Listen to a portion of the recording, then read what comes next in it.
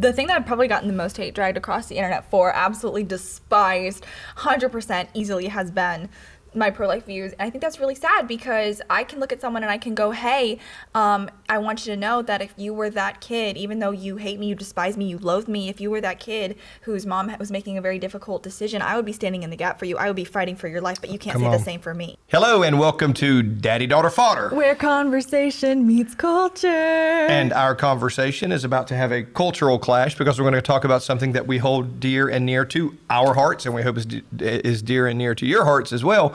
It is the sanctity of life. So we're going to talk about abortion and pro-life and children not being, what did you say, unalived? Unalived. Okay, you say, why do you talk about this all the time? Because it's important. Because there are lives at stake, and it's one of the big cultural things in America that we're going to look back from a historical perspective and go, why? Why did we do How that? did we allow that? What made people think that was okay? Now, the science is very, very clear. And people have just kind of disregarded the science concerning abortion and said, well, we understand that the reality is that life begins at conception, but what about personhood? You know, so it's always still goes back to demoralization and degrading of human life and value. We value life, all life. All life.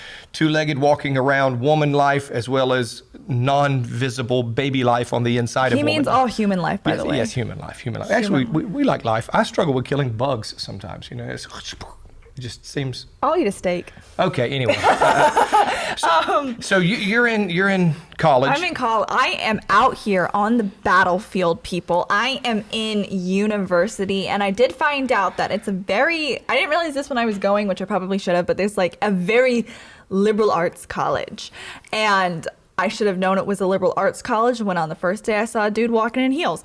But let's be honest, aren't those liberal ideas and those kind of ideas perpetuated at most college campuses? Yes, correct. So obviously it's more overstated and understated depending on the university that you go to, but I have been going successfully for, I think we're reaching the midterm, thank God. And I did find out, sadly, that there is not a Students for Life chapter at my college campus. Students for Life is obviously a national network of people and students, obviously, that come together to support pro-life advocacy, pro-life movements. And I know some people who are very deeply involved with Students for Life, and they do an incredible job and incredible work. And I am deeply saddened to say there is not a Students for Life chapter at my school yet. I don't know. I thought actually about starting one, but we're gonna figure out what that entails. Shameless plug, Students for Life. Yeah, Students for Life. So you're telling me that there is more that we can do than make these podcasts, than make these videos. There's something that somebody can do even if they're in that school. Well, let me ask you this. You said there is no pro-life group. Is there a pro-death or a pro-abortion group there? Not to my knowledge, but I've only been at the school again for 8 weeks, so I haven't really found out everything there is to know. But I know for a fact that in the surrounding schools, there is a pro-abortion, like pro-choice movement at one of the surrounding schools. So it would not surprise me. You mentioned UNC. Yes. Go Heels. That you mentioned that they had a pro-abortion organization there. Is that what you were telling me? But they didn't have a pro-life group on campus. Yeah. Well, UNC is actually hosting a Students for Life seminar very, very soon. I will be there. Go Heels. But, yeah, go Heels. Shameless plug. Shameless plug. So let's celebrate something, because very often we talk about the doom and gloom. Let me tell you how you can make a difference. There's something called 40 Days of Life.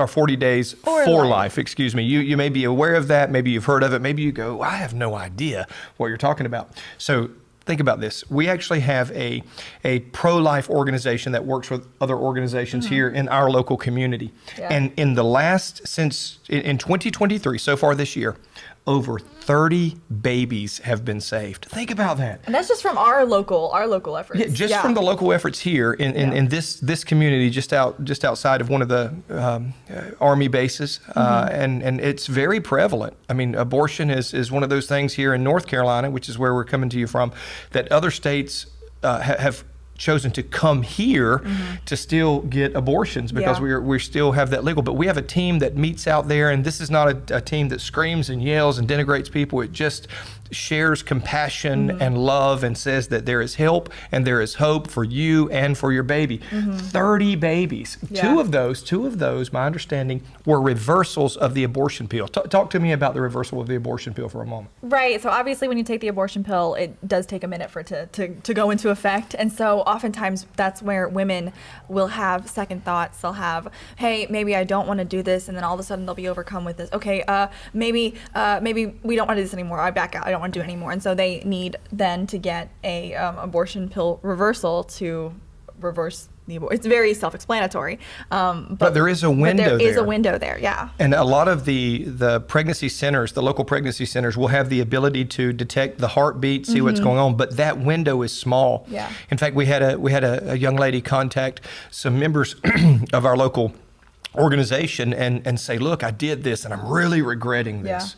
Now, once you go into a clinic, that's kind of a done thing. That procedure is going to be successful.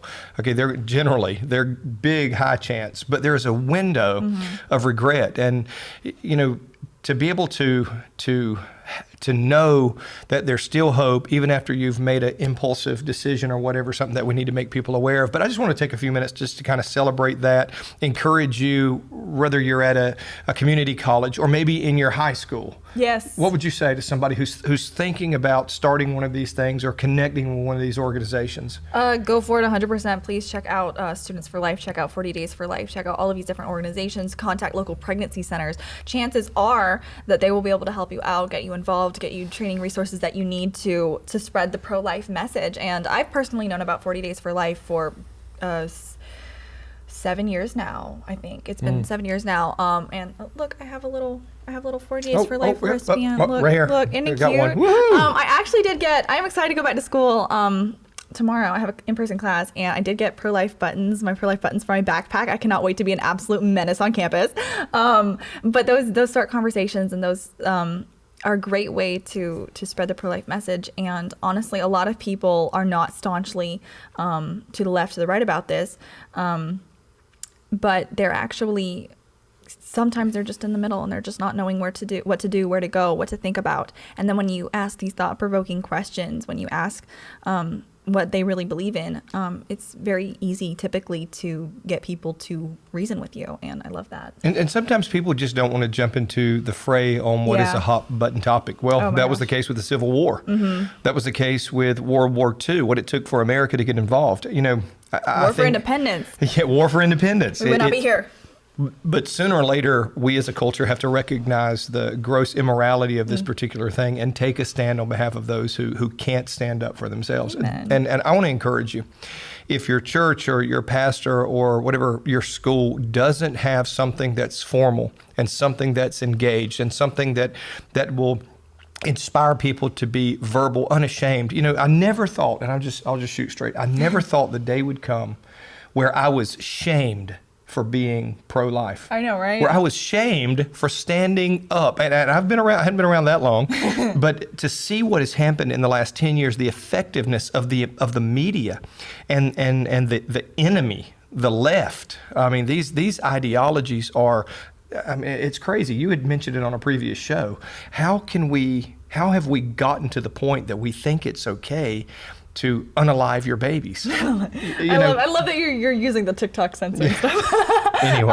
But I think that the thing that I've probably gotten the most hate dragged across the internet for, absolutely despised, 100% easily, has been my pro-life views. And I think that's really sad, because I can look at someone and I can go, hey, I want you to know that if you were that kid, even though you hate me, you despise me, you loathe me, if you were that kid whose mom was making a very difficult decision, I would be standing in the gap for you. I would be fighting for your life, but you can't say the same for me. You can't say the same, that you would be doing that for me. But even though you hate me and you despise me, I would still fight for your right to live. You would not do that for me. So, I heard somebody say it this way. It's ironic that all of the pro-choice, pro-death people are alive. Reagan said that. They made it through the gauntlet. I mean, Yeah. just think about that for a moment. The craziest accomplishment was making it out of the womb. And you know, there may have been times, yes, there may have been times when I thought, yeah, no, I wish I'd have never been born. But those were very small moments, you know, at very low points. For the most part, life is good. Don't make permanent solutions to temporary problems, people.